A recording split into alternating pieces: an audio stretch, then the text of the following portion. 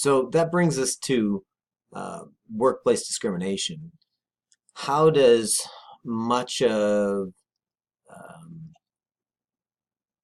the structure of inequality play out in the workplace? Now, discrimination, I think we need to remind you what the difference between prejudice and discrimination is before we get into this.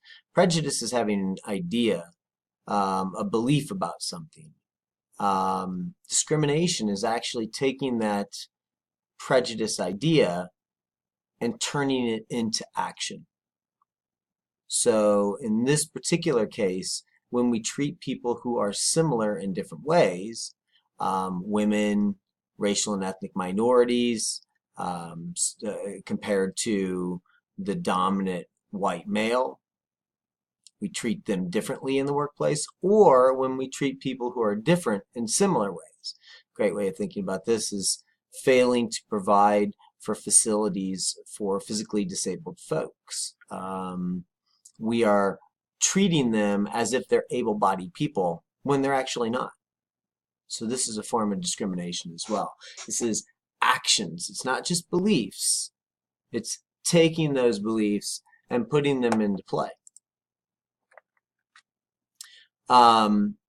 So when we talk about workplace discrimination, we need to understand that we must prove one was treated differently on the basis of gender, and this can be kind of difficult.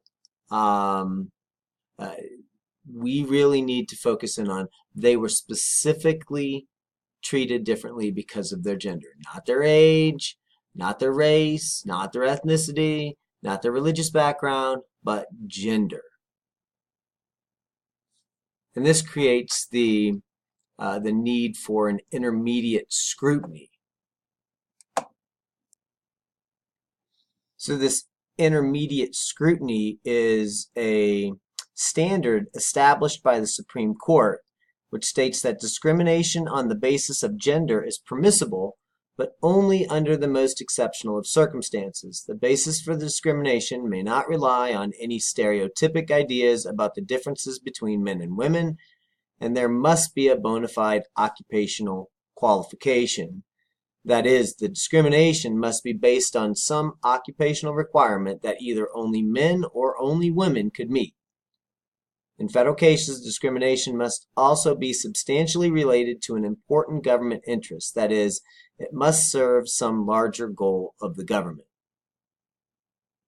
So you can discriminate based on gender, but you really need to have a reason to do so.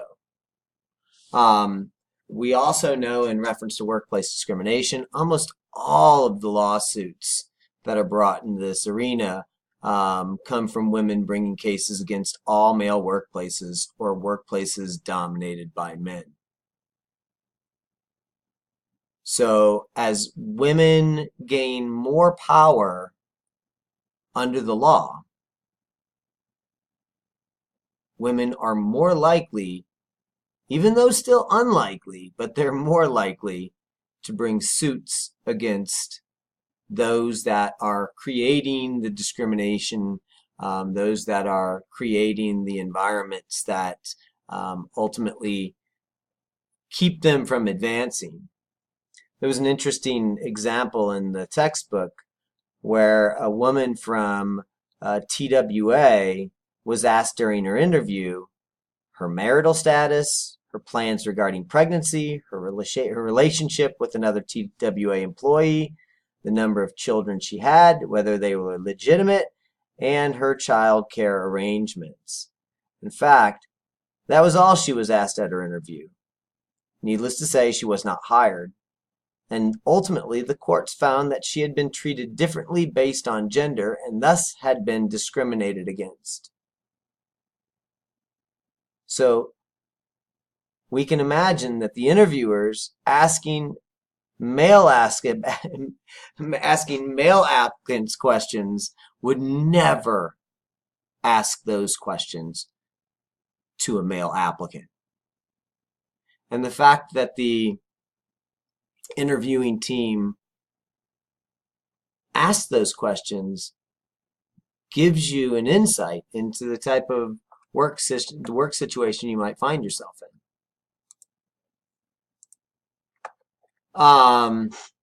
Of course, sexism, once again, plays out in work.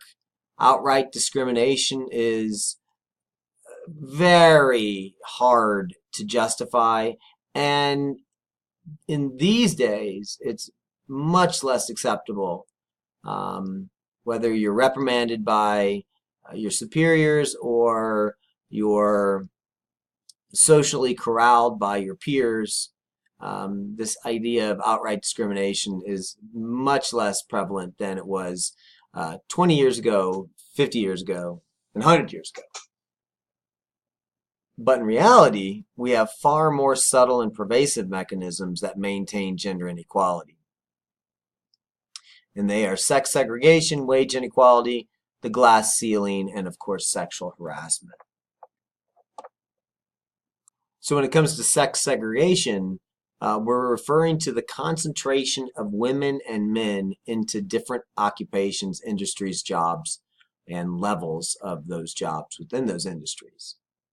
What we know is that fewer than 10% of all Americans have coworkers or colleagues of another sex who does the same job for the same employer in the same location on the same shift. Many occupations are culturally feminized or masculinized. Take, for example, nursing. Almost all nurses are women. And because of that, we have devalued nursing over time, except for when a man is a nurse. So if a man is a nurse, then that man is more likely to move up in nursing, make more money than the women that are nurses doing the same types of jobs that he's doing. And as I said, they're much more likely to move up in the administration and take positions of leadership. We also know that occupational sex segregation often obscures gender discrimination. We're not discriminating against those people. It's just that all women are nurses and all men are construction workers or lawyers or doctors. Of course, male-dominated professions tend to have higher wages. When we think about doctors versus nurses, doctors, much higher percentage of males within the doctor profession, and their wages represent that. And there's much more women in nursing, and of course their wages are deflated and represent the fact that they're mostly all female positions. And of course, the most dangerous jobs tend to be male dominated. Part of that's because of that male desire to be macho. Their willingness and need to gain identity and character out of the jobs that they do. And those jobs present themselves as being masculine. Wage inequality is another issue. Wage inequality is one of the principal forms of discrimination that women experience in the workplace. It is also one of the primary factors that perpetuates women's inequality within society. It's existed throughout much of Western history and impacts women throughout their life course. For instance, little girls receive smaller allowances than little boys, and it's no surprise that older boys get higher salaries than older girls. Although there are some factors that can impact these pay differences, such as educational attainment and having children or not, these factors are also influenced by gender inequality. At both the aggregate and the individual levels, whether we average all incomes or look at specific individual wages, women earn less than men. It often remains invisible because of sex segregation and the fact that we don't talk about our salaries. It's something that very few people talk about, what they actually make from their work. There's been some changes over time, but working women still bring home $150, $155 a week less than men. Of course, it varies based on education. College-educated women earn 29% less than college-educated men. Varies based on age.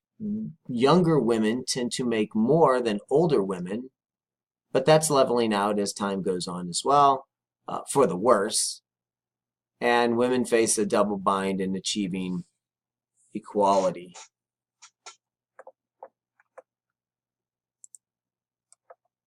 There are, of course, institutional barriers, the glass ceiling being one of them, and the sticky floor as well. The glass ceiling effect is where women, like minorities, often experience the extreme form of gender segregation that limits women's access to upper management, regardless of their ambition, dedication, training, or performance. Research has shown that the only factors that do influence women's access to higher level positions, pay, and prestige are family-friendly policies, such as paid leave and in-house childcare, as well as strict adherence to traditional policies for performance reviews. So there's this glass ceiling, this invisible barrier that prevents women from moving up, and then there's this sticky floor that keeps women trapped in lower level positions. There's also the idea that there's stereotypical ideas that hold women back from certain positions. The company you may work in might lack appropriate policies and practices that promote workplace equality. They may include informal efforts by men to restore all male hierarchies. As I mentioned, family-friendly workplace policies give women an advantage. They help equalize things out.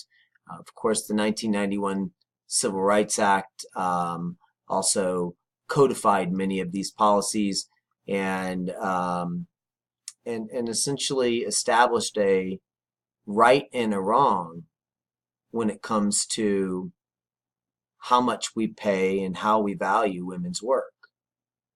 And then, of course, there's the glass cellar issue with men and men's jobs. This is a pushback from men over time, and they're trying to justify the glass ceiling, and they're saying, well, we have this glass cellar. We're stuck in the most dangerous and hazardous occupations, and we can't get out of them. Which is true, but it doesn't compare to the gender, the wage gap that a glass ceiling and a sticky floor create for women.